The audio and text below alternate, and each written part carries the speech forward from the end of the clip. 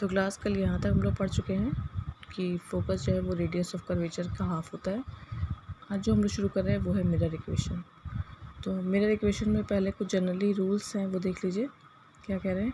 If rays imaging from a point actually meet an another point after reflection on refraction, that point is called the image of the first point. The image is real if the rays actually converge to the point. It is virtual if the rays do not actually meet but appear to diverge from the point when produced backwards. An image is thus point-to-point correspondence with the object established through reflection or refraction. ठीक है, दो तरह की image form होती है जितनी भी raise आपकी आ रही हैं मिरर पे। ठीक है, जितनी भी आपकी मान लीजिए यहाँ ये मिरर है आपका, ये इस पे सब जो है बहुत सारी रेज़ गिरती हैं। हम कुछ नंबर ऑफ़ रेज़ लेके चल रहे हैं। ये जो सेंटर वाली होती है ये आपकी प्रिंसिपल एक्सिस होती है।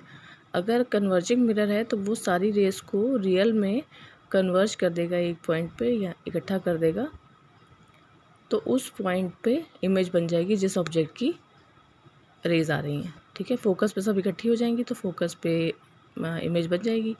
ये जो है ये अगर वो रेज़ को इकट्ठा कर रहा है, कन्वर्जिंग मिरर है, तब तो इमेज जो है रियल बनेगी। लेकिन इन केस अगर आपका डाइवर्जिंग मिरर है, यानी वो रेज़ को फैलाता है, दैट मीन्स इस तरह की आपकी रेज़ आ रही हैं और मिरर आपका डाइवर्जिंग है, यानी कि वो रेज़ को डाइवर्ट कर रहा है, तो ये तो इन्फिनिटी भी मिलेगी। तो उसका मतलब हमें इसको बैकवर्ड डायरेक्शन में पीछे करना पड़ेगा। तो यहाँ पे हमें इसकी इमेज मिलेगी। तो ये रियल नहीं होगी, लेकिन इमेजिनरी जो है इमेज बनेगी जिसको हम लोग पीछे बैकवर्ड करके रेज़ को मिलाएंगे, क्योंकि रियल जो रेज़ हैं वो तो आगे इन्फिनिटी तक चली गई। तो इमेज तो हमें चाहिए, तो हम उसे बैकवर्ड की तरफ करेंगे तो पीछे वो एक पॉइंट पे मिलेगी, तो वहाँ पे उसकी इमेजिनरी इमेज बनेगी। तो ये दो तरह की इमेज बनती हैं, रियल इमेज है और इमेजिनरी है।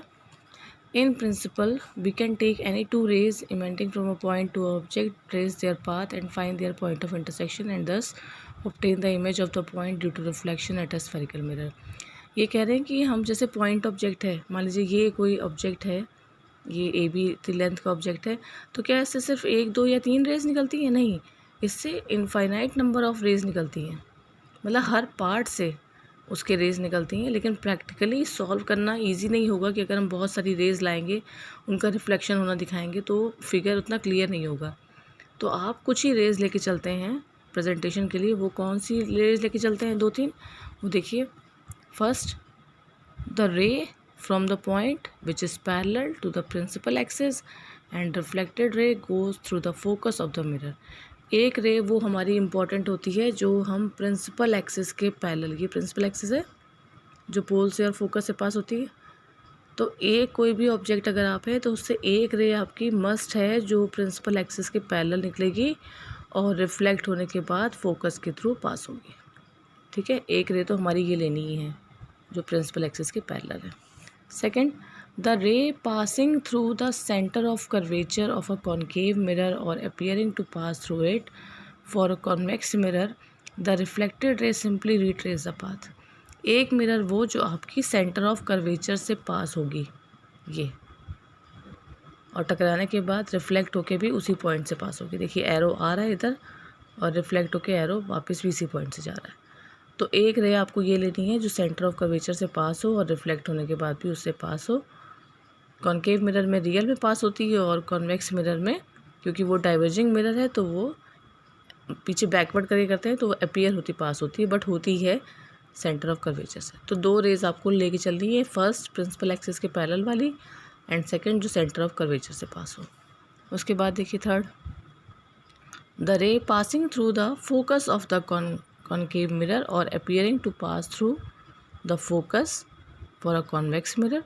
The reflected ray is parallel to the principal axis. ठीक है, एक रे जो आपकी फोकस से पास हो और रिफ्लेक्ट होने के बाद पैरेलल एक्सिस के पैरेलल हो जाए। देखिए सॉरी, ये जब पैरेलल एक्सिस के पैरेलल इंसिडेंट हो रही थी तो रिफ्लेक्ट होके कहाँ से पास हुई? फोकस से। तो अगर कोई आपकी रे आप ऐसी करेंगे जो फोकस के थ्रू पास होके इंसिडेंट हो रही है, तो वो रिफ्लेक्ट होके कैसे जाएगी? पैरेलल एक्सिस के, ये प्रिंसिपल एक्सिस के पैरेलल। ठीक है, तो एक आपकी तीसरी रे हो गई जो फोकस से पास हो रही है और रिफ्लेक्ट होने के बाद वो प्रिंसिपल एक्सिस के पैरेलल पास हो जाए। Now fourth one, the ray incident at an angle at the pole, the reflected ray follows the law of reflection. एक वो रे जो आपकी पोल पे सीधे इंसिडेंट हो और इक्वल एंगल बना के रिफ्लेक्ट हो जाए, मतलब जितना एंगल ऑफ इंसिडेंस था ये उतना ही एंगल ऑफ रिफ्लेक्शन बना के वो रिफ्लेक्ट हो जाए। तो आपका कहने का मतलब ये कि बहुत सारी इनफाइनाइट नंबर ऑफ रेज निकलती हैं किसी भी ऑब्जेक्ट से जब वो इमेज फॉर्म होती है उसकी। सपोज़ अगर इस पेन की मुझे इमेज मिरर में दिखाई दे रही है तो क्या खाली टिप से एक रे निकली और एक बैक से?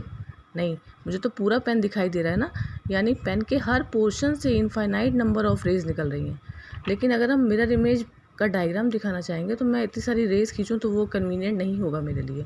तो इसीलिए ये 3-4 रूल्स हैं कि प्रिंसिपल एक्सिस के पैरेलल वाली, सेंटर ऑफ कर्वेचर की, पोल की और फोकस की, इन ये जो इम्पोर्टेंट पॉइंट्स हैं इनकी आप पास होने वाली रेज ज़रूर दिखाइए, बाकी को जो है आप एलिमिनेट कर सकते हैं। ठीक है, नाउ नेक्स्ट देखिए, figure 9.5 shows the ray diagram considering 3 rays. अब देखिए 4 की बात की है तो ज़रूरी नहीं कि चारों दिखाएं, इन्होंने 3 दिखाई हैं यहाँ पे। ठीक है, ये वाली जो है फोकस वाली इन्होंने नहीं दिखाई है, जो फोकस के थ्रू पास होके रिफ्लेक्ट होके पैरेलल हो जाए प्रिंसिपल एक्सिस के, वो नहीं दिखाई। Figure 9.5 shows the ray diagram considering 3 rays, it show the image A dash B dash. Real है, देखिए ये कन्वर्जिंग है तो ये इकट्ठा कर रहा है रेज को, ये सब इकट्ठी हो गई एक पॉइंट पे। डाइवर्जिंग होता तो मिरर इस तरह का होता और फैल जाती पीछे। ठीक है, तो कन्वर्जिंग मिरर है इसलिए रियल इमेज बन रही है। Of an object AB formed by a concave mirror, it does not mean that only 3 rays emanate from a point A. An infinite number of rays emanate from any source in all directions. Thus, point A dash is the image of point A. If every ray originating at a point A falling on a concave mirror after reflection passing through the point A dash. खाली इन्होंने tip की जो है, जो सबसे अपर point है उसी से पास होने वाली रे की इन्होंने बात की है, और ताकि हमें जो इमेज बनी है उसका हमें टिप पॉइंट मिल जाए। ठीक है, तो बेस तो उसका प्रिंसिपल एक्सिस पे ही होगा, तो टिप से खाली इन्होंने जो रेज शुरू की हैं ताकि हमें इमेज का भी जो टॉप वाला पॉइंट है वो मिल जाए और हमें इमेज दिख जाए कैसी है। Now we derive the mirror equation और the relation between the object distance, image distance and the focal length. देखिए इमेज डिस्टेंस जहाँ पे ऑब्जेक्ट डिस्टेंस यानी u, जहाँ पे ऑब्जेक्ट रखा है, ये ऑब्जेक्ट जहाँ पे रखा है जो डिस्टेंस है वो है आपकी u। ठीक है, जहाँ पे आपकी इमेज बनती है वो डिस्टेंस को रिप्रेजेंट करते हैं हम v से। ठीक है, और f हमारी फोकल लेंथ है, ये हम लोग कल पढ़ चुके हैं। ठीक है, ना अब इन लोग के बीच में हमें रिलेशन निकालना है जो मिरर इक्वेशन हमारी कहलाएगी, पढ़ी हुई है आप लोगों ने हाई स्कूल में भी। From figure 9.5, the two right-angle triangle A dash B dash F and MPF are similar. देखिए कौन से ट्राइंगल की बात कर रहे हैं।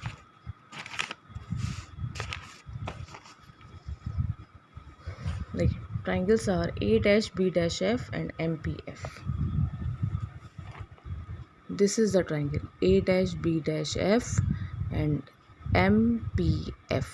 ये MPF जो है आपका ये सर्कुलर नहीं है, इसको इन्होंने ये सीधा मान के चलते हैं, ये सीधी लाइन है। ठीक है, इसमें दिया भी है।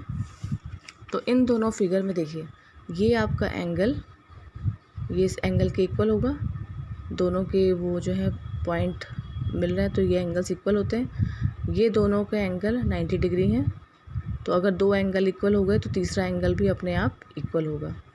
तो अगर दो ट्राइंगल्स के तीनों एंगल्स आपस में इक्वल हो जाते हैं, दैट मीन्स उनकी साइड्स क्या हैं, फिक्स प्रोपोर्शन में रहती हैं।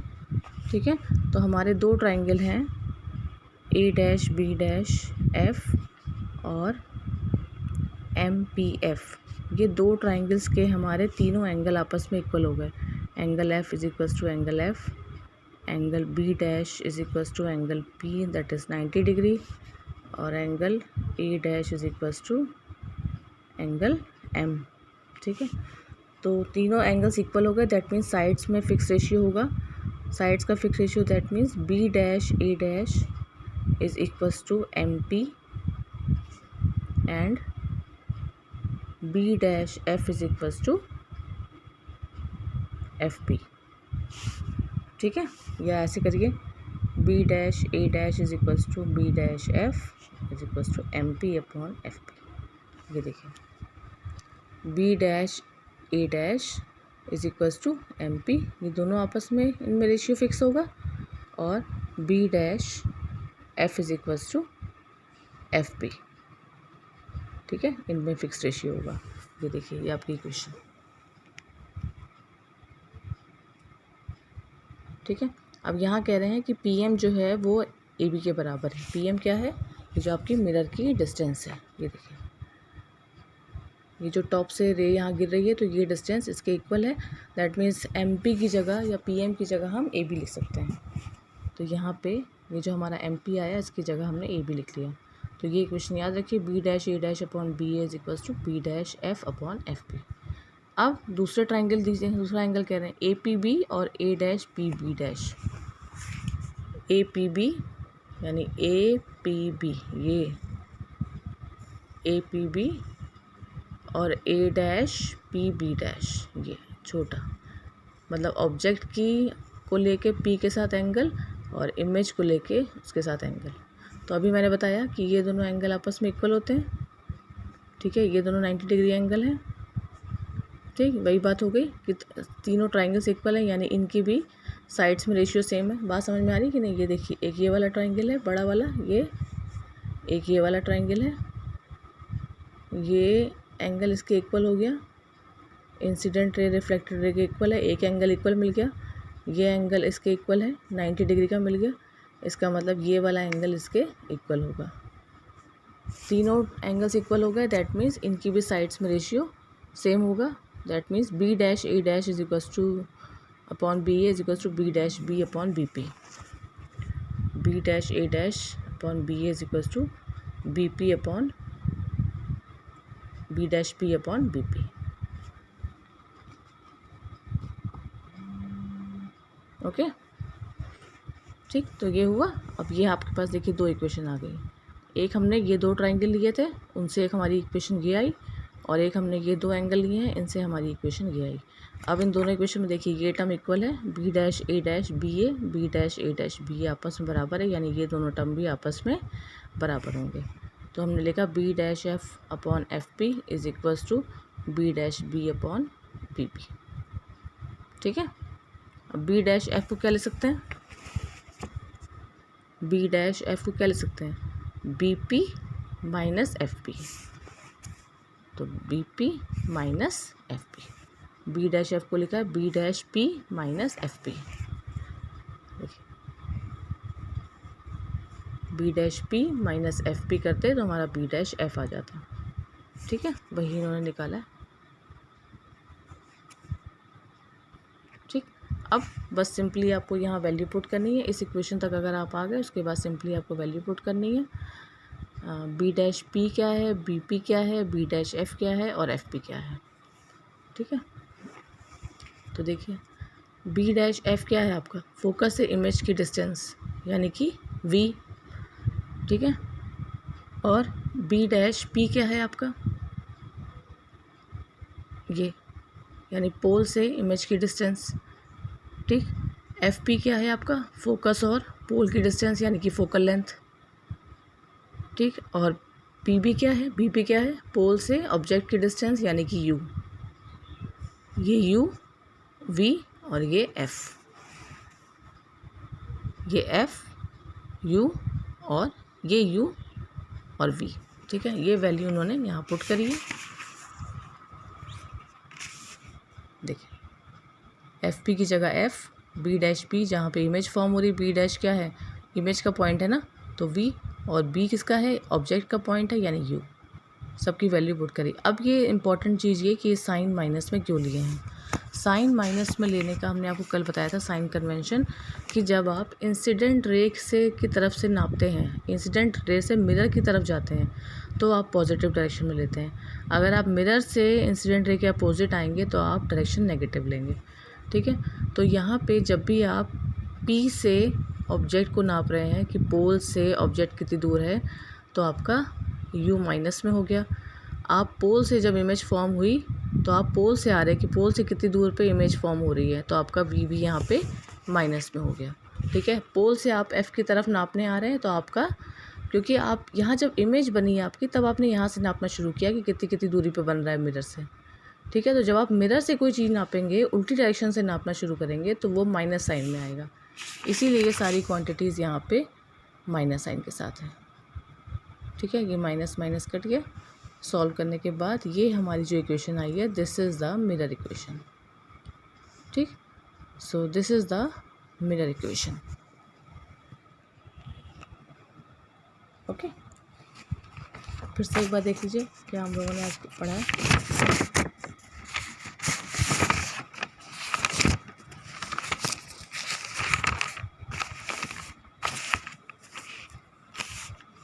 कोई भी आपका मिरर है, उसके आगे कोई भी ऑब्जेक्ट खड़ा है तो इससे इनफाइनाइट नंबर ऑफ़ रेज़ निकलती हैं, बट वो कन्वीनियंट नहीं होती हमारे लिए।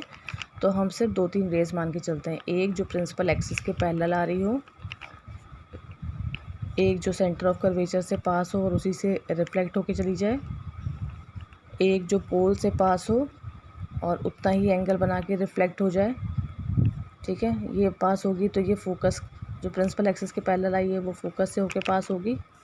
ठीक है, तो ये सब रेज़ जहाँ मिलेगी वहाँ पे आपकी इस ऑब्जेक्ट की इमेज फॉर्म होगी। तो सारी रेज़ आपको नहीं लेनी है, आप 2 या 3 रेज़ लेके अपना फिगर रिप्रेजेंट करते हैं। उसके बाद इन्होंने सिंपल सा प्रूफ किया है। कौन कौन से ट्राइंगल्स लिए हैं ये बस याद रखिएगा। फर्स्ट केस में देखिए ये ट्राइंगल लिया है, ये और ये, इनके तीनों एंगल्स इक्वल हो गए तो साइड्स का रेशियो बराबर हो गया। फिर कौन सा एंगल लिया है, जो इमेज के साथ बन रहा है, ये ऑब्जेक्ट के साथ जो बन रहा है और जो इमेज के साथ बन रहा है। ठीक है, ये 2-4 ट्राइंगल्स लेके इन्होंने इनकी साइड्स का रेशियो इक्वल दिखा के मिरर इक्वेशन फ्रेम की है। ठीक है, तो एक बार इसको कॉपी में अपने आप लिख के देखिएगा तो आपको समझ में आएगा। ठीक है।